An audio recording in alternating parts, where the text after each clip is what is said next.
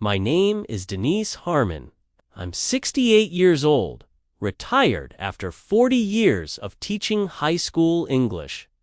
I've graded thousands of essays, coached dozens of spelling bees, and I've taught more teenagers about Shakespeare than I can count.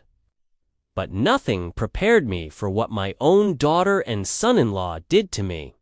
It was a past due notice for a $25,000 personal loan in my name.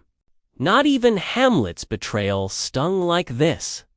The woman on the other end confirmed my name, my address, even the last 4 digits of my social security number. My name forged. My signature poorly mimicked. The loan had been signed and approved 6 months ago. It started when I received a strange letter from a credit union I'd never heard of. My heart dropped. I hadn't borrowed a dime in years. I called them immediately.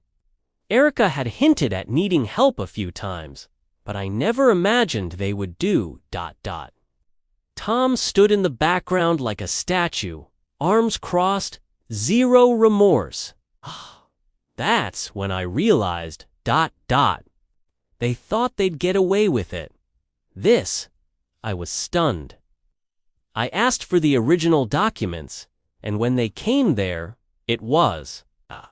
And under the cosigner field, my daughter, Erica. Erica and her husband Tom had been struggling financially. I knew that he'd lost his job during the pandemic. They were raising 3 kids in a rented house. I confronted her. We were going to tell you. She left it to me in her will. And I had let Erica and Tom live in it rent-free for 4 years. She said they would begin a fraud investigation and freeze the account immediately. I handled all the taxes. I even fixed the roof last winter.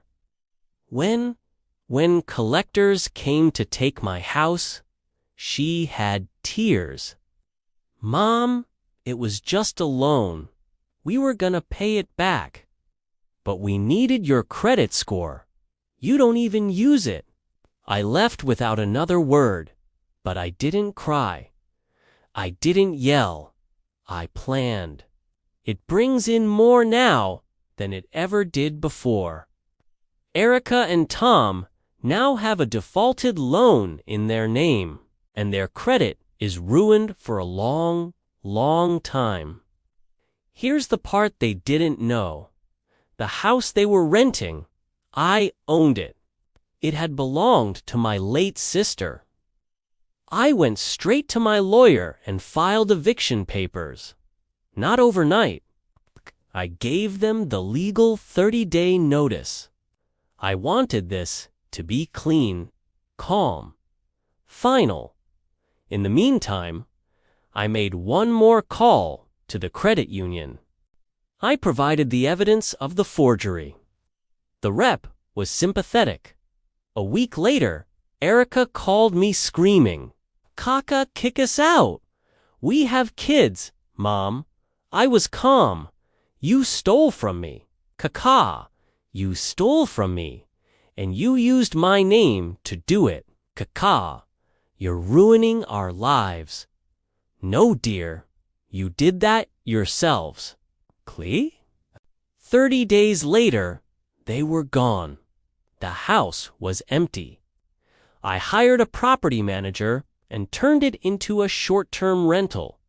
I reported the fraud officially. The credit union removed the loan from my record. They still haven't apologized. But I don't need one. I sip my coffee on my porch each morning, peace in my chest. Because I've learned one truth. Sometimes the best revenge is simply reclaiming your peace. Reflective outro for narration. I gave my daughter a home. She gave me forged documents. Now I have my name back. And they have to live with what they did.